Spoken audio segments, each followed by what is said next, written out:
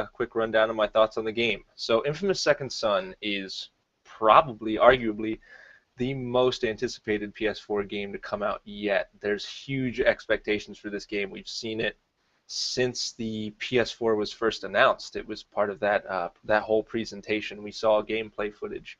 So expectations are huge. The PS4 really needs a big game right now, and this is probably going to be the first of the big blockbuster titles to come out for the PS4. So Infamous Second Son no longer follows Cole McGrath, which you may have read if you've been following some of the news or spoilers surrounding the game. So now you follow Delsin Rowe, who Delsin is a troublemaker, kind of a drifter guy.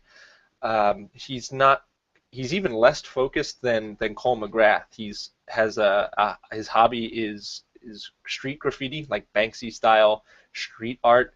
He doesn't really have a career. He lives on his family's, he's Native American. He lives on his family's reservation, the Akomish reservation, which is just outside of Seattle.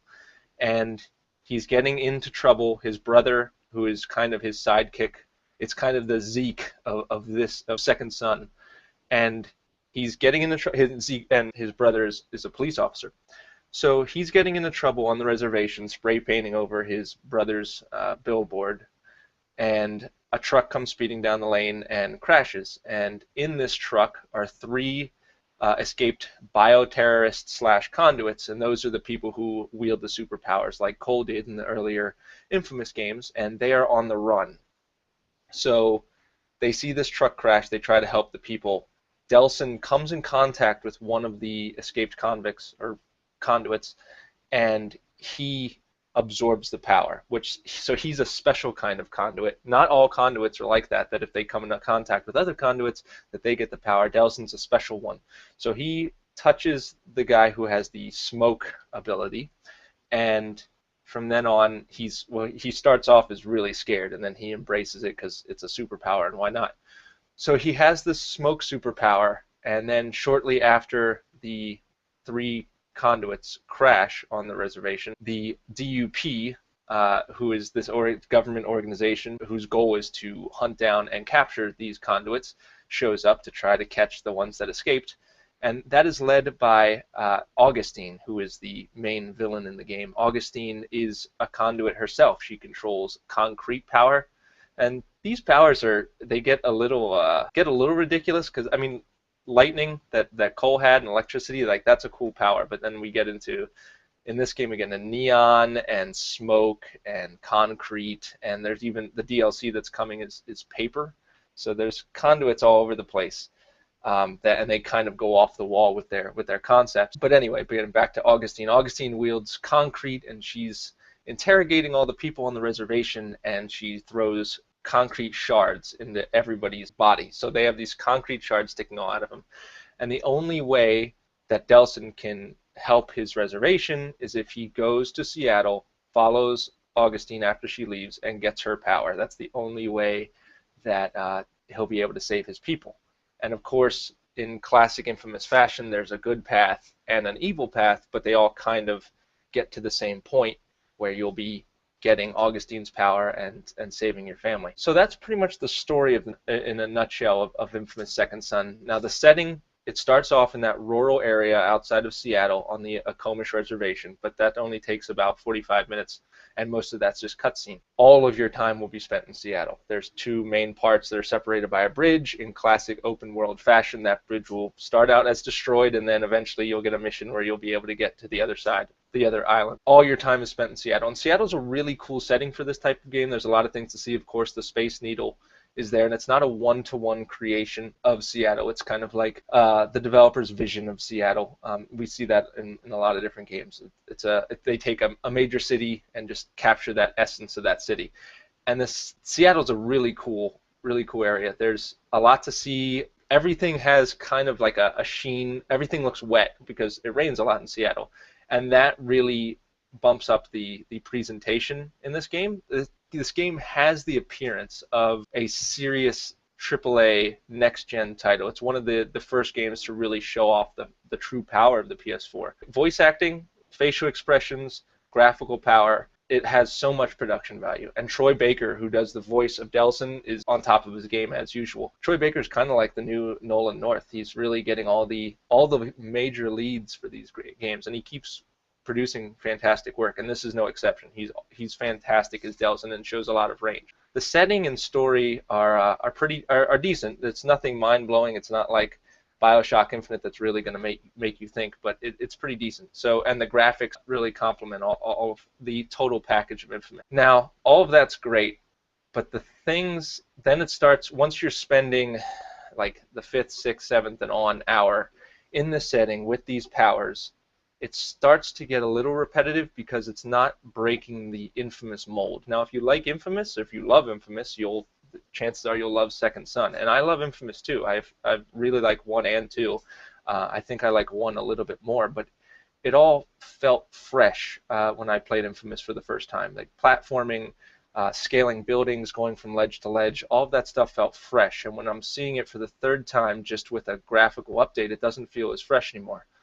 So you start out, of course, with the platforming abilities, like you can scale buildings and grab ledges, but not even that seems as polished as the first Infamous. The first Infamous, you were dropped in this world, this big city, and you could scale anything. And you can still scale anything here in Second Son, but it doesn't feel like the buildings are as user-friendly to the climbing mechanics. There are times that you'll climb a building and then you can't get to the ledge above you because it might be too high, or you can't even get to the roof because there's a ledge that sticks out that you keep bumping into. It doesn't seem as though the world is as fleshed out as it could be to facilitate that climbing mechanic. Now, of course, down the line you'll get better ways to travel where you don't even ever have to use the climbing mechanic. You'll have different powers that you'll just run up the sides of buildings, a la like Prototype or Crackdown. No, you didn't. No, you had to grab ledges of Crackdown. So it gets to be more like Prototype where you're just running over buildings, but even that becomes not very fun just because you're holding down a button and you're just zooming all over the place. So Saints Row is the other one I was thinking of that's like that. But climbing was a staple of the Infamous series, and then you get the powers that you don't even need climbing, and it just gets to be a little boring when you're traveling from A to B and just holding down a button and zipping past all the enemies and zipping past everything. Moving on to the combat. The combat's it's identical to the other Infamous games. You have your projectile attack, which is your main attack.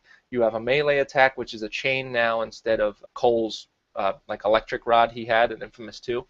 So Delson has a chain, and then of course you have grenades that can stun enemies, and you can restrain them for good karma, or you can just kill them for bad karma. And there are different power trees if you go the good way or the bad way. So that's still in there, but it doesn't stray from the path. It doesn't make anything new. Even when you get the new powers, like the appearance of these powers changes, but it doesn't change the actual combat very much at all. Slightly, it's not exactly the same combat. I know I'm being vague here, but I'm even after the embargo, they asked us not to say too much about not to reveal too much. But I can say that it doesn't change enough to make the combat exciting after you've been using it for hours and hours. Even after you're seeing all this, the city and the combat for hours, you're not even playing it for that long. It seemed to me to be one of the shorter of the Infamous games. It took me, I completed 80%, and that included the whole story, and actually 82% with the other additional things to do around the city. So I completed 82%. It took me about 10 hours, which isn't long. 12 to 15 hours for an open world game is usually right. Grand Theft Auto 5 is more than that because that city was huge and there was a lot more to see. But now that's the standard for open world games, and that's what I'll compare things to. That's what I want out of a game, and that managed to keep things fresh after so many hours of being in San Andreas. And Infamous fails to do that. After so many hours, it kind of gets the combat, fighting waves after waves of the same enemies with similar powers, even if you upgrade them, just kind of gets stale. And I'll segue into the karma system. Now, like I said, it's just like other Infamous games where there are two paths, the good and evil. But you pretty much will have your mind made up before you start playing which side you want to play, if you want to go the good route or the bad route. the choices you're faced with in the game aren't really going to inspire deep reflection. You're not going to think, oh, I don't know what to do here. This is such a difficult choice. That's never really going to happen. So you're going to be presented with a pretty generic choice, and then based on whatever you've been picking before, you're going to stick with good or evil, because why stray from that path? You've been building that foundation of good or evil for the entire game, so it doesn't make any sense to change. The karma system needs an evolution. When I know there will be another Infamous game later, when there's another Infamous game, that needs to be fleshed out, because this is the same karma system that we've seen for this is the third game now. That's pretty much covers all I can cover in a nutshell. It sounds like I'm pretty critical of this game, and that's fair. Now, appearance-wise, this game is gorgeous. It has all the makings of what the PS4 of a game that showcases what the PS4 can do. But once you strip that away, there's really nothing. The common phrase is nothing that feels next gen, and there really isn't anything that feels next gen. There's just the graphics, but the gameplay feels like the same Infamous that we've seen for, man, how many years has it been since that first Infamous? That's pretty much all I have to say about Infamous. My review score is 7.5 out of 10. If you have a PS4, it's hard not to suggest getting this, just because there isn't a whole lot of other stuff to get out there. The PS4, there just isn't a lot of exclusive titles for it right now. So I can't blame you for going out and picking it up, even though I haven't rated it very, very well. But it'll be interesting to see because I'm recording this the day prior to when review, so I'm looking forward to seeing what everybody else thought of it. I'm looking forward to being able to talk about it openly. If you want to read my review, you can follow me on Twitter at GameGuidePGH, and that review will show up in the Pittsburgh Post-Gazette later this week. It'll also show up online at embargo time, which will already be up by the time you're seeing this. So if you follow me on Twitter, my link will be in there so you can read my review.